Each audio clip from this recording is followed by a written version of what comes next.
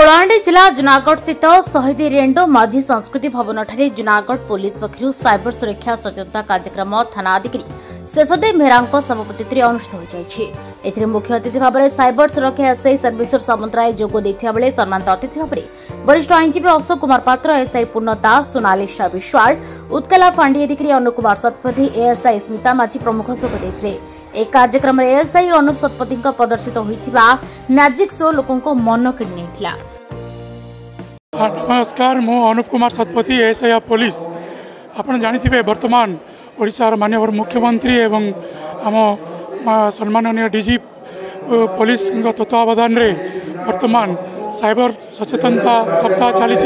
सही कार्यक्रम अनुसार आम कलाहांडी जिला एसपी साहेब आदेश एवं निर्देश क्रमे आम कलाहांडी जिला प्रत्येक जगार सचेतनता कार्यक्रम चली साइबर क्राइम उपर। आपन जानिथिबे आजिकल निरीह जनता तांकर कष्टार्जित संपत्ति को केमिति साइबर क्राइम माने लुटि नौचंती से बाबद ये कार्यक्रम चली। तार कौन कार्यक्रम से अवेयरनेस मुख्य उद्देश्य होची साइबर क्राइम कौन, साइबर क्राइम ठकई केमिति होंदी, क्यों माने होचंती, तापाई दायी किए, आ साइबर क्राइम ठकई केमिति नहेबा, आ हेले कौन करबा, से आज कार्यक्रम थिला। साइबर सुरक्षा प्रोग्राम आरंभ होती मुख्यमंत्री द्वारा 18 तारिख दिन आरंभ हो आज जूनागढ़ सहर में पहुंची। जूनागढ़ सहर में लोक मानू केमती साइबर ठगू सुरक्षा करवा भितर सचेतन सृष्टि करवा आज हूँ साइबर जो प्रोग्राम मुख्य उद्देश्य। आज ये बहुत लोग पार्टिसिपेट करते लोक मानू मोर ये कहबार अच्छी लोक मैंने केमती सचेतन रुहतु आ लोभर वर्षवर्ती न हो साइबर ठग दूर रुहतु। मोर नाम Sarveshwar Samantaray, IIC CC and UPS Kalahandi.